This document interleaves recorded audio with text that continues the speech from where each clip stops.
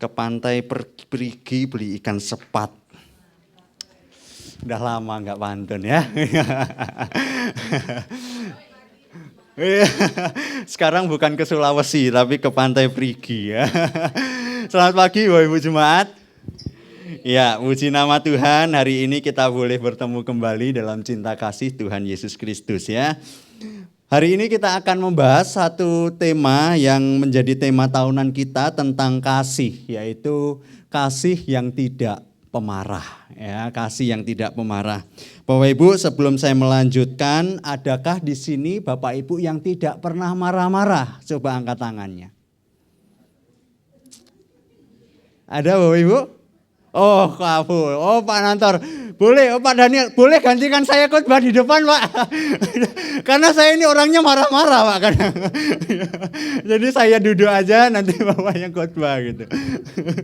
Ya, oh kalau tidur. Baik. Oh, yuk mari sama-sama kita buka 1 Korintus pasal yang ke-13. 1 Korintus pasal yang ke-13 ayat yang ke-5. Satu ayat, satu penggalan kalimat saja sebenarnya Bapak Ibu ya. Satu penggalan kalimat saja. 1 Korintus pasal yang ke-13 ayat yang ke-5. Sudah menemukannya? Mari kita baca bersama-sama karena hanya satu ayat. Saya rindu kita membaca dalam hitungan ketiga dengan nada dasar C dan ketukan 4/4 ya. Supaya bareng-bareng. Oke, 1, 2, 3. Ia melakukan yang tidak sopan dan tidak mencari keuntungan diri sendiri. Ia tidak pemarah dan tidak menyimpan kesalahan orang lain. Amin ya. Jadi kita membahas satu penggalan saja, di situ dikatakan ia tidak pemarah. Itu aja yang kita bahas hari ini karena cuman singkat. Semoga khotbah hari ini juga singkat. Oke Bapak Ibu, saya ingin berkata begini, setiap kita yang dulu pernah belajar IPS pasti pernah mendengarkan satu kalimat seperti ini. Keluarga itu adalah komunitas kecil yang menyusun gereja dan masyarakat. Betul ya, pernah mendengar ya.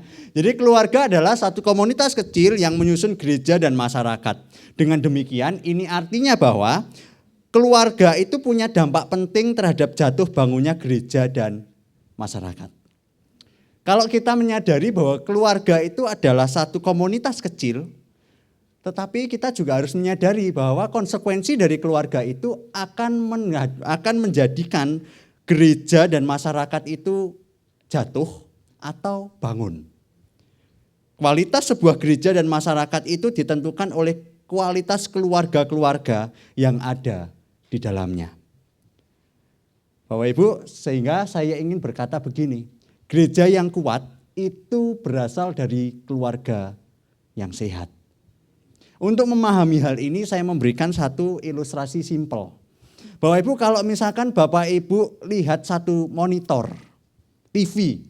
Kalau Bapak Ibu zoom in cukup lumayan dekat. Itu di TV itu akan ada kotak-kotak kecil. Pixel-pixel gitu.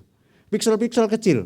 Kalau misalkan di sini kita enggak kelihatan gitu. Tapi kalau misalkan Bapak Ibu zoom itu akan kelihatan pixel-pixel kecilnya. Atau kalau misalkan Bapak Ibu bingung, Bapak Ibu itu lihat biasanya di mal-mal ada monitor gede gitu, ada monitor gede, itu biasanya itu dari pixel-pixel kecil gitu. Dari TV berapa inch gitu, berapa inch gitu dijadikan satu. Sehingga semuanya itu jadi satu. Benar demikian ya Ko Hengki ya, semoga saya tidak salah ya.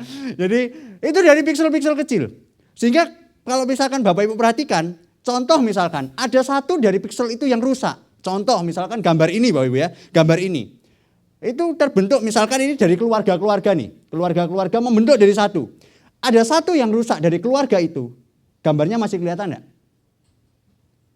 Masih ya, masih. Tapi kalau misalkan ada 3 keluarga yang rusak. Contohnya di gambar ini, masih kelihatan?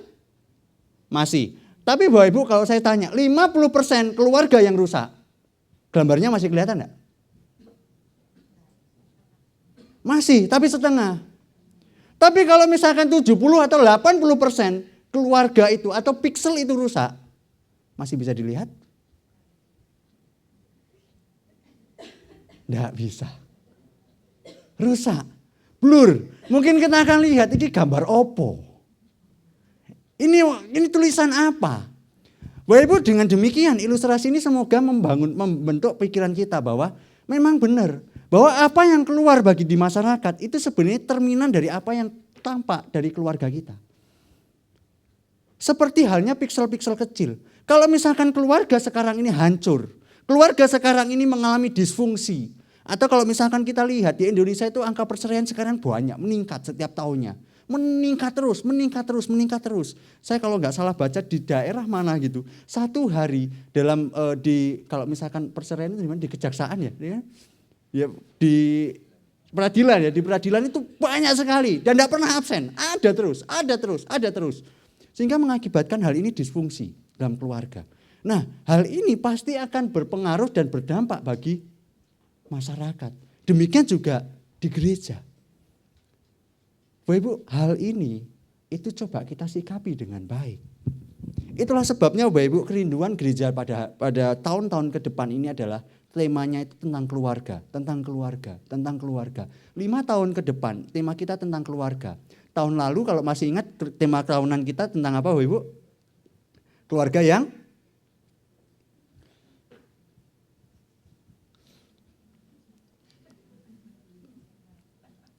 mari kita tunduk kepala dan kita berdoa.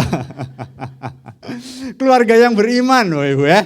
Tahun ini keluarga yang peduli. Nah, ini perlu ditempel berarti ya di depan ya. Jadi kita akan coba tempel hal ini.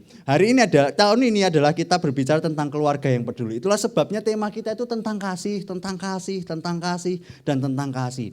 Nah, Bapak Ibu, dengan demikian saya ingin bilang begini. Kalau misalkan benar masyarakat dan gereja itu adalah hasil dari keluarga. Tapi pertanyaannya bagaimana dengan keluarga kita sekarang ini? Apakah keluarga kita sekarang ini itu kita mencerminkan kasih? Apakah keluarga kita saat ini itu mencerminkan salah satu tugas yang tanggung jawab yang baik? Fungsi seorang suami, fungsi seorang istri, fungsi seorang anak itu berperan dengan baik. Dan hari ini kita coba akan melihat bahwa di dalam berbagai macam masalah-masalah keluarga, ini salah satu, bukan satu-satunya, ini salah satu dampaknya, itu adalah salah satunya tentang marah. Salah satu, tidak satu-satunya. Ini konsekuensi ya, ini konsekuensi dari masalah yang terjadi sebelumnya.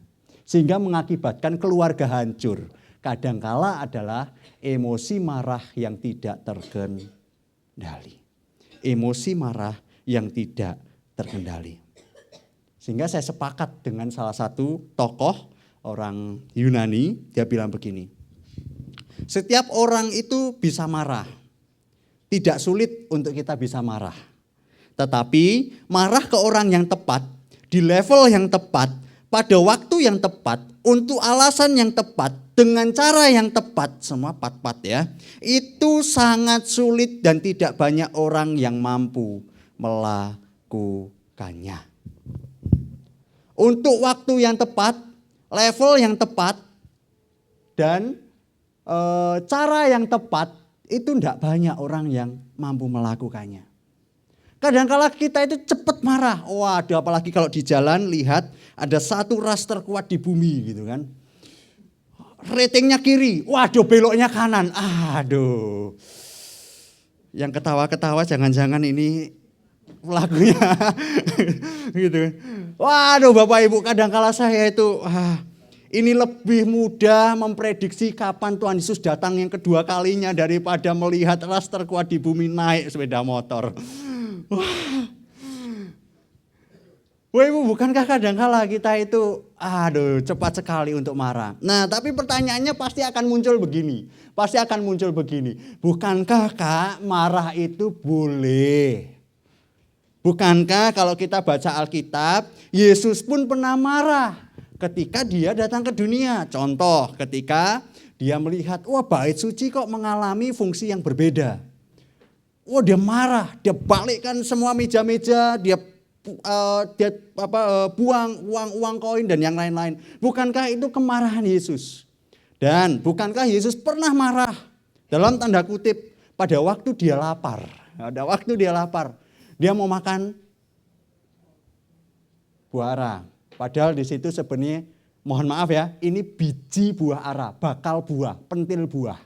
Gitu ya. bakal buah. Nanti bakal buahnya itu akan rontok, setelah rontok buah ara itu buah lagi gitu. Nah kemarin kita bahas siut ya, Nah yang dicari Tuhan itu pentilnya buah, bakalnya buah. Dan pada waktu dia lihat, loh kok nggak ada sesuatu itu di buah ara. Apa yang Yesus lakukan? Marah dia. Dia kutuk pohon ara itu. Sehingga ada yang bilang seketika itu juga keringlah pohon ara. Bukankah itu juga Yesus marah? Lagi, pada waktu Yesus ketemu dengan Petrus. Petrus bilang, wah Tuhan, sekali-kali engkau tidak akan mati gini. Setelah Petrus bilang, Tuhan, kamu itu adalah Yesus adalah Kristus Mesias gitu. Matius 16 kalau saya semoga saya tidak salah ya. Matius Mesias gitu. Terus pada akhirnya Petrus ngomong sesuatu hal yang kalimat berbeda. Terus Yesus bilang, bukan gitu Petrus, nyahlah iblis. Apa yang kamu katakan itu bukan kata-kata yang bermula daripada Tuhan. Waduh, marah. Nah dengan demikian Kak, bukankah kalau Yesus marah, kita ini juga boleh marah. Bapak Ibu, ini pasti menimbulkan berbagai macam kontradiksi. Yesus saja bisa marah. Semua bisa marah, apapun bisa dia lakukan. Tetapi mengapa di teks 1 Korintus 13 ayat yang kelima, Paulus bilang bahwa ia tidak pemarah. Ia tidak pemarah. Dengan demikian kan sebenarnya ini berkontradiksi banget. Banyak nabi-nabi pada waktu itu dia juga marah-marah. Sering marah. Yesus marah. Hamba Tuhan juga bisa marah. Kalau enggak percaya 1 minggu aja tinggal sama saya gitu. Kelihatan marahnya. Atau di jalan sama saya gitu. Enggak. Nah, Bapak Ibu, bukankah hal ini bertentangan? Kalau misalkan kita baca hal ini tidak marah, berarti ini kan berarti enggak boleh sama sekali. Nah Bapak Ibu, hal inilah yang coba kita renungkan hari ini. Kalau baca Alkitab, mari kita baca konteks dan teksnya. Kita harus mengetahui konteks dan teks. Sama seperti begini loh. Ini yang bapak-bapak pasti mengalami. Kita pasti akan berbicara tentang konteks. Maaf untuk ibu-ibunya ya. Maaf. Bapak-bapak, kalau ada ibu-ibu atau istri Anda bilang, airnya habis. Itu tandanya apa? Beli air. Betul nggak sih? Padahal ngomongnya apa? Airnya habis. Apakah ada unsur kata kerja? Tidak. Terus kalau misalkan ibu-ibu pernah bilang, kok panas ya? Berarti itu tandanya nyalain AC. Apakah ada kata kerja? Tidak ada. Ibu-ibu, kadangkala bapak-bapak itu bukan ahli penafsir. Jadi kalau ngomong itu harus lengkap. Pak, panas tolong nyalain AC. Ya. Betul atau betul bapak-bapak? Wah. Jadi bapak-bapak, ibu-ibu, kalau bilang itu harus tahu konteksnya gitu. Kadang-kala itu gini, Pak kok panas ya? Padahal niatnya itu supaya bapaknya nyalain AC. Ya kadang-kala kita bilang, oh ya iya memang cuacanya panas ya mau gimana. Tapi maksudnya ibu-ibu kan gak kayak gitu. Maksudku itu nyalain AC. Oh tiba-tiba ibu-ibunya marah. Kamu gak tahu maksud saya ta? Jadi marilah Bapak Ibu. Kita, ini bukan pengalaman Bapak-Bapak. Curhatan. Enggak. Nah, mari coba kita bilang, kita tahu konteksnya kan? Kita tahu konteksnya. Mari kita ngomong secara serius. Kadang-kala bapak-bapak itu bukan ahli tafsir yang betul tepat. Betul Pak Song ya? Nah, betul. Nah, mari Bapak Ibu ya. Mari. Nah, bagi yang belum nikah, belajarlah seputar dengan hal ini. Nah, mari kita coba lihat konteksnya, Bapak Ibu. Mari kita coba lihat konteksnya dan kita coba lihat teksnya. Sama seperti hal yang demikian. Teks yang kita perhatikan, ia tidak pemarah. Itu artinya begini, Bapak Ibu. Artinya adalah kasih yang tidak mudah, tidak mudah. Berarti ada kesempatan untuk marah enggak? Ada waktu, ada luang untuk marah enggak? Ada. Tapi tidak mudah untuk marah. Atau disetir oleh perasaan yang cepat tersinggung. Bukan berarti kita tidak boleh marah sama sekali. Kasih dalam tanda kutip yang kita bahas ini adalah kasih ini akan mendorong kita untuk tidak mudah terprovokasi oleh ego atau oleh perkataan-perkataan buruk orang lain terhadap kita. Nah, arti hal ini adalah demikian. Jadi tidak mudah terprovokasi. Dikit-dikit tersulur emosi, dikit-dikit tersulur emosi, dikit-dikit marah. Sehingga dikatakan di situ sebenarnya bahasa Indonesia lebih tepat, tidak pemarah. Enggak sering marah. Apakah marah boleh? Boleh marah. Silahkan. Tetapi dalam Efesus pernah bilang begini, jangan sampai kamu marah itu berbuat dosa. Jangan sampai kamu marah berbuat dosa. Marahlah dengan cara yang benar, cara yang tepat, level yang tepat. Di dalam mengurus anak, kita pasti mengalami. Saya punya anak kecil dan saya mulai menyadari bahwa Ibu ketika anak kita tidak mau makan, waduh, emosi, betul gak sih? Emosi luar biasa. Wis dimasak no, gak mau makan, dikit-dikit, gitu. Waduh, aras. Ini contohnya aras saja, contohnya aras. Udah dimasakin, tidak mau makan atau hal-hal yang lain gitu.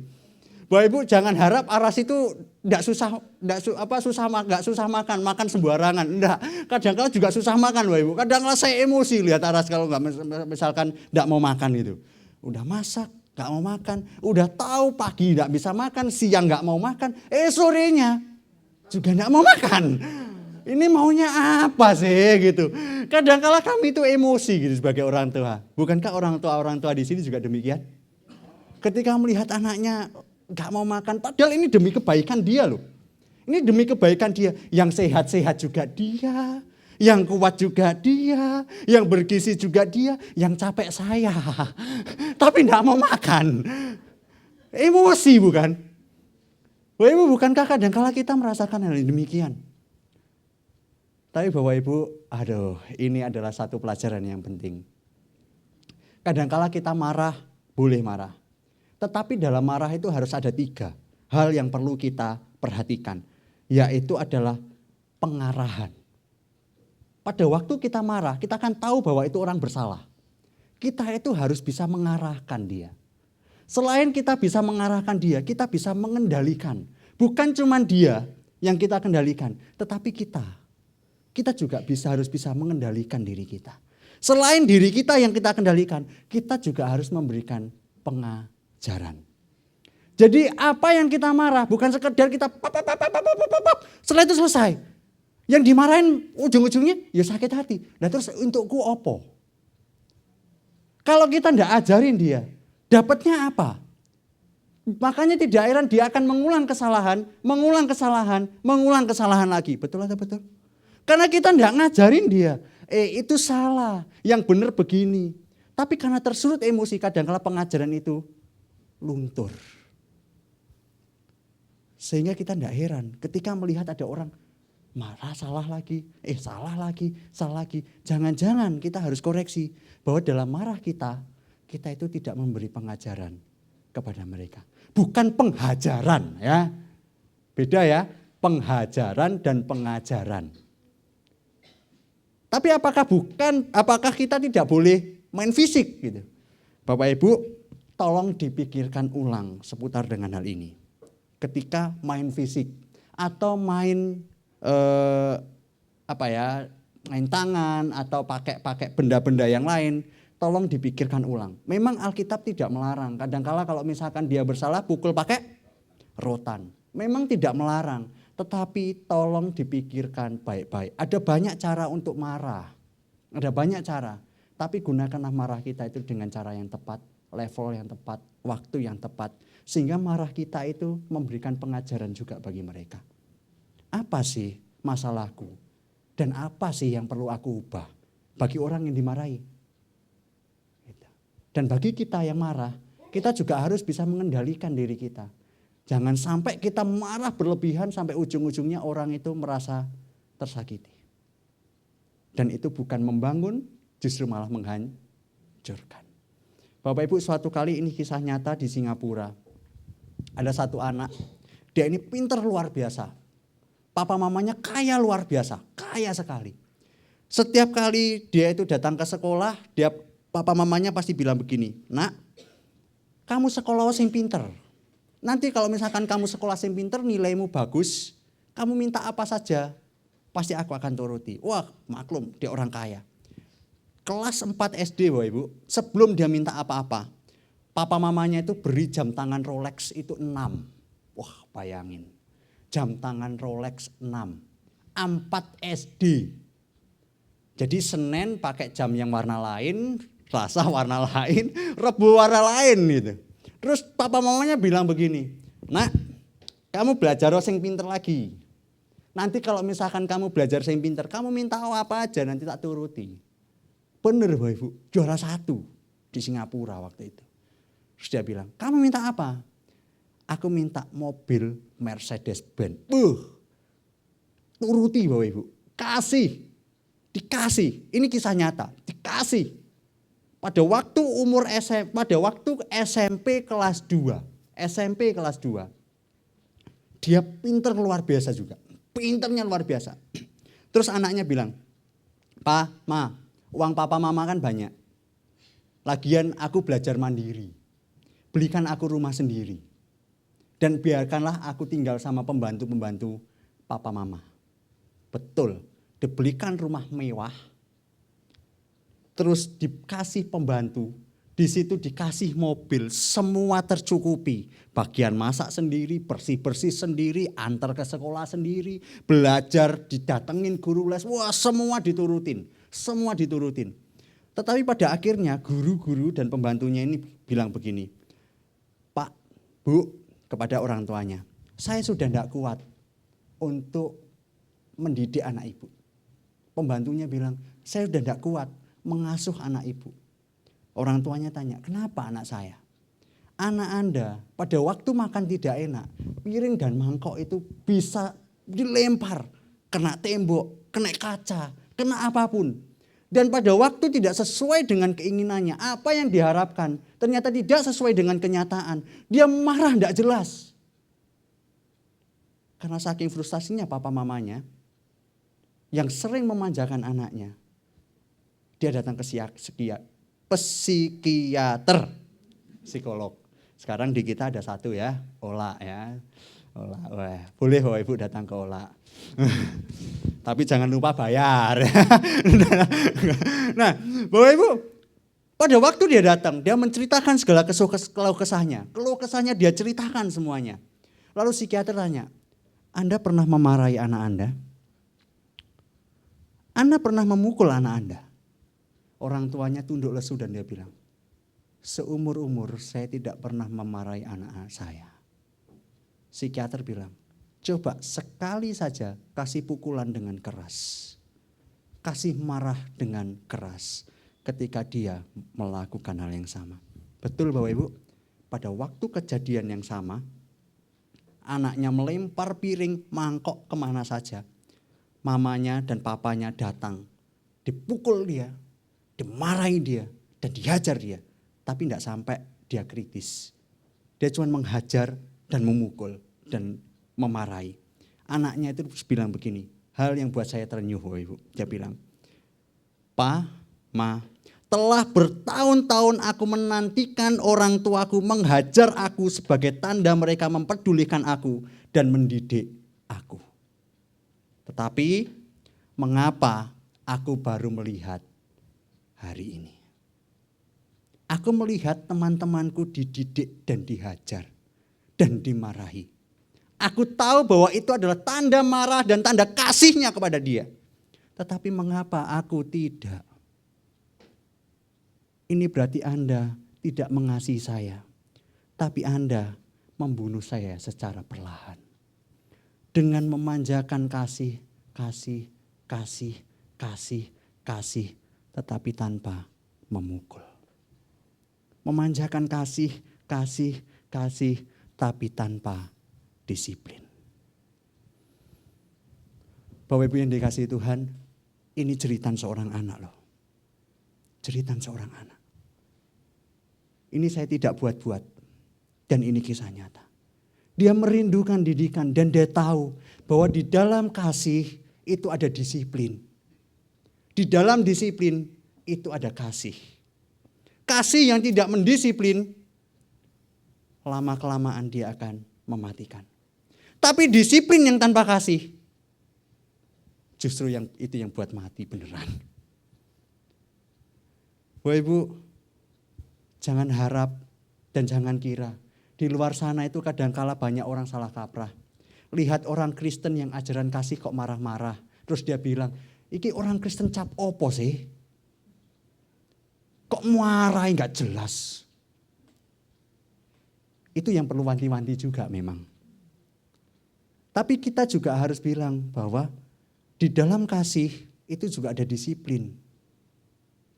Di dalam kasih kita perlu yang namanya satu emosi, yaitu marah. Tetapi tetap harus balik bahwa marah kita jangan sampai kita berdosa.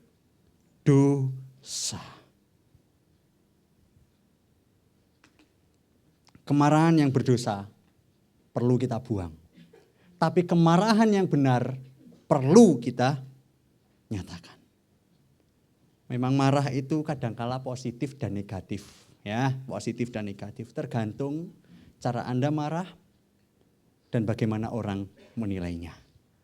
Tapi jikalau kita melakukan dengan cara yang benar dan cara yang tepat, sejatinya semuanya akan berjalan dengan baik. Orang yang kita marahin terima dengan apa yang kita lakukan, dan kita pun itu bertindak benar. Karena apa? Mengajarin dia dalam kebenaran. Membangun, saling membangun, saling membangun, saling membangun. Mari itulah yang kita lakukan. Itulah yang kita terapkan. Jangan sampai kita marah-marah tidak jelas gitu. Karena Bapak Ibu, suatu kali pernah ada seorang bapak menilai seorang anaknya itu, wah anak ini kok suka marah-marah gitu. Dan anaknya itu bilang bahwa, Pak aku ini pemarah, pemarahnya luar biasa. Terus bapaknya bilang begini, oke, ketika kamu marah, kamu ambil palu, tak kasih paku. Jadi bapaknya itu kasih paku 1 kilo. Pada waktu marah, ambilin pakumu, ambilin palumu. Bukan berarti kamu ketika ambil paku dan ambil palu, tancapno ke muka orang yang buat marah. Bukan ya. Tapi di depan situ ada pagar katanya. Depan situ ada pagar. Jadi pas kamu marah, kamu ambil pakumu, pakukan ke pagar.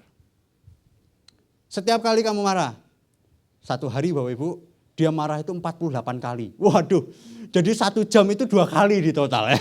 Kalau misalkan diakumulasi ya. Kan 24 kali 2, 48. 1 hari 48 kali. Dipaku tuh, 48 paku. Hari berikutnya agak turun karena dia merasa capek paku gitu. Karena dia merasa capek paku, dia mulai agak turun. Aduh aku capek paku, jadi aku tak nggak usah marah lah gitu. Nah, hari berikutnya turun. Hari ketiga turun lagi. Hari keempat turun. Hari ketujuh tidak sama sekali marah. Wah hebat. Nah terus pada waktu selesai hal itu semuanya, bapaknya bilang, anaknya lapor ke bapaknya. Lapor Pak, saya sudah menyelesaikan tugas dengan baik. Saya sudah tidak marah-marah. Oke, bapaknya juga lihat, oh anak ini ada perubahan. Terus sekarang bapaknya bilang, oke, karena kamu sudah menyelesaikan tugas dengan baik, kamu sekarang setiap hari pada waktu kamu tidak marah, sekarang kamu pergi keluar, ambil itu paku 1. Jadi kalau misalkan dia mau marah atau dia nggak jadi marah, dia ambil paku 1, copot 1 paku. Berhari-hari, bahkan berbulan-bulan dia lakukan. Karena dia sudah bertobat. Lalu selesai, dia lapor lagi, Pak, Saya sudah menyelesaikan tugas dengan baik. Semua paku sudah aku cabut. Nah ini buktinya katanya. Lalu bapaknya pelan-pelan bawa itu anak.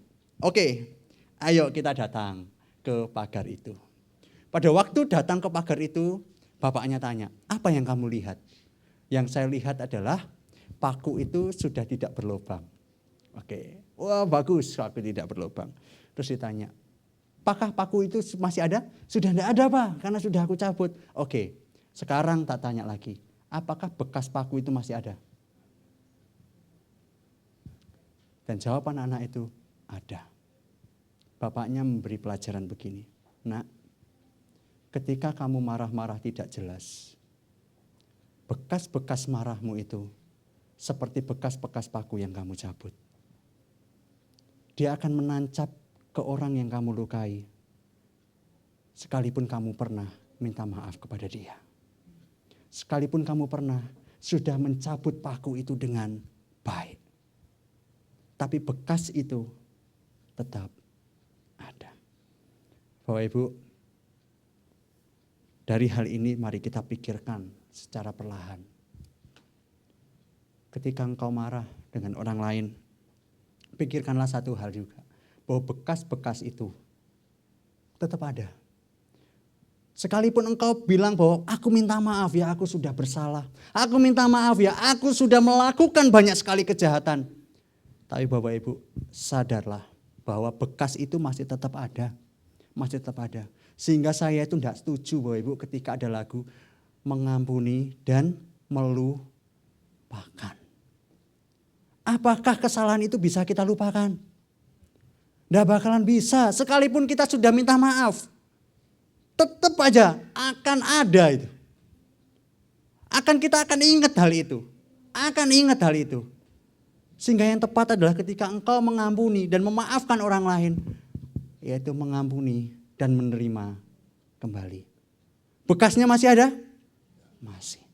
Tapi pada waktu engkau menerimanya, pada waktu kita menerimanya, bekas itu akan tergerus. Dan kita ingat bahwa iya, kamu sudah mengampuni aku. Dan aku akan menerima kamu kembali. Bapak Ibu, apakah kita saat ini sedang melakukan hal yang demikian? Saya teringat satu pendeta Yosef Tong. Pada waktu khotbah di kampus di STTAA dia pernah bilang begini. Ketika kamu marah, jangan sampai mengomel dan menggunakan jari telunjukmu. Karena bisa jadi orang menerima kata-katamu, namun tidak dengan jarimu. Di kalangan budaya timur, kita tunjuk-tunjuk itu tidak baik ya. Betul gak sih? Saya itu belajar banget. Kak, di mana itunya? Kadangkala saya bilang, di sana. Sekalipun agak susah ya. Di sana. Ya kadangkala memang tunjuk di sana loh gitu. Tetapi kadangkala main tunjuk itu kadangkala tidak baik. Betul ya? Sama sekali kadangkala memang tidak baik. Dan pendeta Yosef Tong itu pernah bilang begini. Betul. Ketika kamu ngomel dan marah-marah, mungkin orang akan terima dengan kata-katamu, marah-marahmu itu terima. Tapi bisa jadi orang itu enggak terima dengan jarimu itu. Apalagi yang kita tunjuk itu lebih tua dari kita. Atau yang kita tunjuk itu adalah orang yang punya kuasa. Ini suatu pelajaran yang bagi saya sangat baik. Lalu bagaimana caranya? Terakhir. Saya khotbahnya enggak marah-marah Bapak Ibu ya. Rencananya saya tadi sambil marah-marah gitu supaya teraplikasi gitu. Yang terakhir Bapak Ibu, bagaimana sih kita itu bisa mempraktekkan tentang kasih yang tidak marah-marah ini? Apa sih hubungannya kasih itu? Apa sih hubungannya penebusan Kristus dengan kita gak marah-marah? Apa sih hubungannya dengan Injil Yesus dengan kita gak marah-marah? Apa sih hubungannya? Hubungannya adalah ini Bapak Ibu. Kristus telah menanggung di atas kayu salib seluruh kemarahan Allah terhadap dosa-dosamu agar Anda tidak lagi dikuasai oleh kemarahan yang berdosa. tetapi dimampukan untuk menyatakan kemarahan yang benar. Kristus telah menanggung di atas kayu salib seluruh kemarahan Allah. Allah marah kepada kita. Karena apa? Karena kita berdosa di hadapan Tuhan. Kita berdosa, kita salah, kita mengkhianati Tuhan, kita seteru dengan Tuhan. Harusnya Tuhan marah dengan kita. Tetapi pada waktu kesempatan yang sama, Tuhan tidak jadi marah dengan kita. Tapi dia marah dengan Kristus karena dia menanggung seluruh dosa kita. Sehingga itulah yang menjadikan kita sadar Kristus menanggung kemarahan itu. Dan biarlah saya melakukan bahwa diri saya ini tidak marah yang berdosa.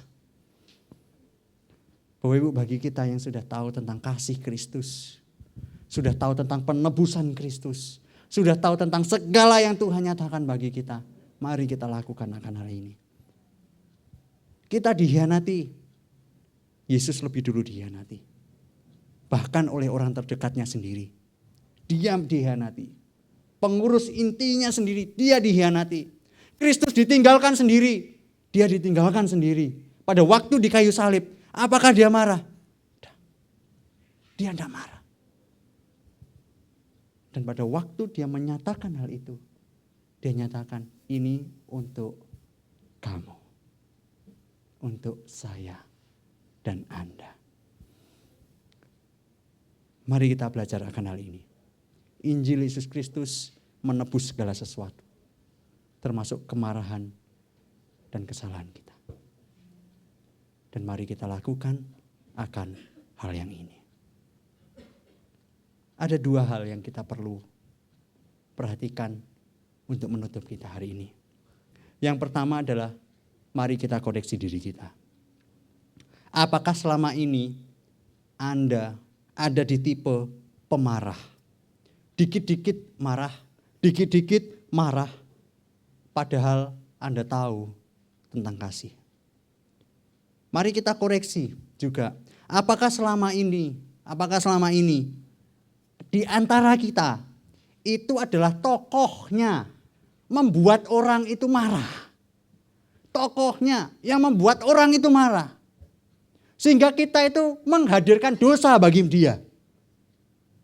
Ini yang perlu kita koreksi. Apakah kita selama ini kita itu orang yang pemarah, tokoh yang marah-marah.